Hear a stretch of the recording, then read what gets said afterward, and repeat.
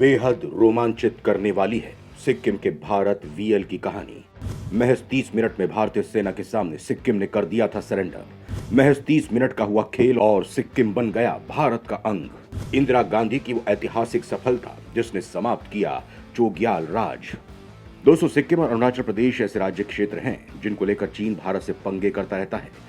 इन क्षेत्रों पर कब्जा करने की नापाक साजिश रचता है, लेकिन चीन हर बार फेल हो जाता है। शायद आप नहीं जानते होंगे कि 1962 के युद्ध में चीन की नजर सिक्किम पर कब्जा करने की भी थी। हालांकि वो इस काम में नाकाम हो गया। 62 के युद्ध तक सिक्किम एक स्वतंत्र देश था, लेकिन उसके बाद चीन की नापाक साजिश को भांपते हुए भारत ने कुछ ऐसा किया कि मात्र 30 मिनट के ऑपरेशन तत्कालीन पीएम इंदिरा गांधी को एक ऐतिहासिक सफलता मिली और सिक्किम ने भारत के आगे सरेंडर कर दिया।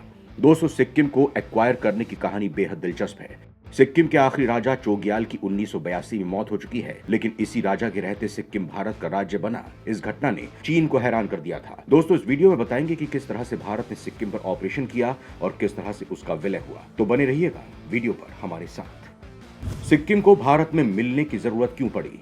चोग्याल की पत्नी बनी सिक्किम की बर्बादी का कारण।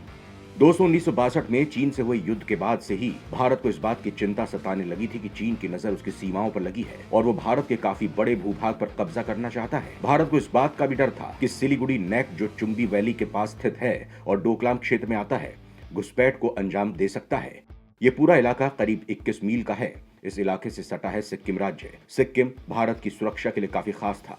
यही वजह थी कि वहां के राजनीतिक हालात भारत के खासा मायने रखते थे।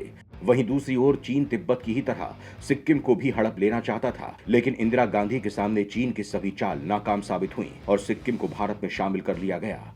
सिक्किम को भारत में शामिल करने का श्रेय भी तत्कालीन प्रधानमंत्री इंदिरा गांधी को ही जाता है। आपको बता दें कि सिक्किम को भारत में मिलाने की कोशिश पंडित जवाहरलाल नेहरू ने भी की थी, लेकिन 1947 में सिक्किम के वीएल पर जनमत संग्रह करवाया गया, जिसमें इसे नकार दिया गया, यानी ठंडे बस्ते में डाल दिया गया।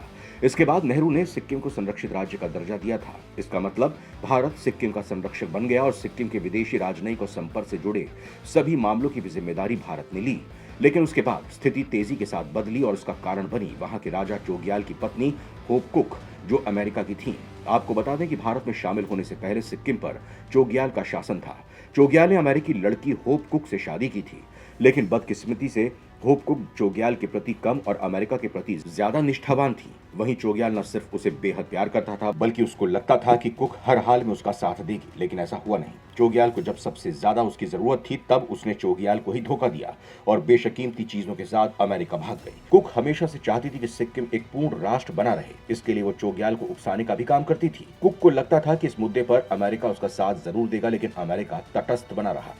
1973 आते आते खराब हुई सिक्किम की स्थिति। चोग्याल राजवंश ने खोई सिक्किम पर पकड़।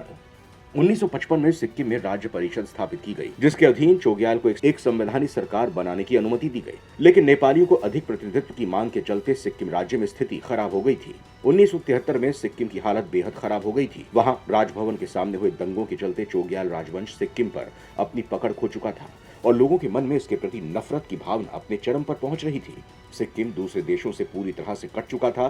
चोग्याल शासन यहाँ अत्यधिक अलोकप्रिय साबित हो रहा था। सिक्किम पूर्ण रूप से बाहरी दुनिया के लिए कट चुका था। यहाँ के हालात लगातार बेकाबू होते जा रहे थे, जिसको लेकर दिल्ली में केंद्र सरकार काफी परेशान थी। इंदिरा गांधी इस पर निगाह रखे हुई थी। चोग्याल के खिलाफ कई गुट बन चुके थे। यहीं से सिक्किम को भारत में मिलाने की कहानी भी शुरू होती है। 7 अप्रैल 1973 को इंदिरा गांधी के आदेश पर दिल्ली के म्युनिसिपल कमिश्नर BS दास को तुरंत सिक्किम में कार्यभार संभालने के लिए कहा गया। यह आदेश उन्हें फोन पर तत्कालीन विदेश सचिव केवल सिंह ने दिया था। दास के लिए यह सब कुछ ना समझ में आने वाली कहानी की तरह था। उन्हें आदेश था कि वो तुरंत घर से निकलें और सिक्किम में काम संभाल लें। अगले दिन दास सिक्किम में गंगटोक पहुंचे। यहाँ उनका स्वागत चोग्याल के विरोधी गुटों ने किया। चोग्याल से मुलाकात के दौरान उन्हें ये भी धमकी दी गई कि सिक्किम को गोवा समझकर ना चला जाए। इसका मतलब बेहद सीधा और सटीक था कि भारत यहाँ पर सेना के दम पर कब्जा करने की कोशिश न करे। इस मुलाकात में चोग्याल ने दास को यहाँ तक कहा कि उन्हें कभी दबाने की कोशिश न की जाए, क्योंकि भारत ने यहाँ पर उन्हें सिक्किम की सरकार को सहयोग देने के लिए भेजा है। लिहाजा यहाँ काम सिक्किम के संविधान के तहत ही किया जाएगा। भारत और चोग्याल के बीच 8 मई 1973 को एक समझौते पर दस्तखत किए गए। इसके बाद यहाँ पर चुनाव कराए गए। एक समय था जब चोग्याल की स्थानीय जनता में काफी इज्जत थी, लेकिन अब वक्त बदल चुका था। चोग्याल जब अपने समर्थन में वोट मांगने के लिए निकले तो उन्हें लोगों के गुस्से का शिकार होना पड़ा। यही वजह थी कि इस चुनाव में चोग्याल के समर्थन वाली नेशनलिस्ट पार्टी को 32 में से महज 1 सीट मिली। इससे भी ज्यादा बवाल उस वक्त हुआ जब जीत कर आए सदस्यों ने चोग्याल के नाम पर शपथ लेने से ही मना कर दिया। उन्होंने यहां तक कहा कि अगर चोग्याल असेंबली में आए तो वो सदन की कार्यवाही में भाग ही नहीं लेंगे। उस वक्त दास, जिन्हें सिक्किम का कार्यभार सौंपा गया था और जो असेंबली के स्पीकर भी थे, एक बीच का रास्ता उन्होंने निकाला था। भारत की 30 मिनट की सैन्य कार्रवाई, सिक्किम ने कर दिया सरेंडर। 30 जून 1974 को चोग्याल ने इंदिरा गांधी से मुलाकात कर अपने मन की बात रखी, लेकिन इंदिरा गांधी ने बीच में ही हाथ जोड़ दिए और इशारों में उन्हें जाने के लिए कह दिया। चोग्याल के लिए वक्त हर तरफ से मदद के दरवाजे बंद होने जैसा ही था। 6 अप्रैल 1975 की सुबह चोग्याल के राजमहल को चारों तरफ से भारतीय सेना ने घेर लिया था। जवानों के साथ साथ इनमें टैंक भी शामिल थे। भारतीय जवानों को यहां पर कुछ ही गोलियां चलानी पड़ी थी और देखते ही देखते वहां मौजूद सभी सुरक्षा कर्मियों ने भारतीय जवानों के आगे घुटने टेक दिए।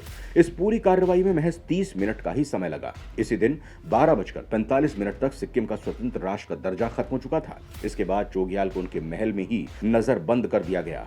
2 दिनों के भीतर संपूर्ण सिक्किम राज्य भारत के नियंत्रण में था। इसके बाद सिक्किम को भारतीय गणराज्य में शामिल करने को लेकर जनमत संग्रह करवाया गया। 16 मई 1975 को सिक्किम को औपचारिक रूप से भारतीय गणराज्य का 22वां प्रदेश बना लिया गया। इसके साथ ही सिक्किम जहां भारत का अंग बन गया, वहीं नामग्याल राजवंश का शासन हमेशा के लिए खत्म हो गया। इतना ही नहीं, अपने बेटे और पोते की दुर्घटना में हुई मौत के बाद तो चोग्याल ने आत्महत्या तक करने की कोशिश की थी। इसके बाद उनकी पत्नी भी उन्हें छोड़कर चली गई थी। 1982 में चोग्याल की कैंसर से मौत हो गई।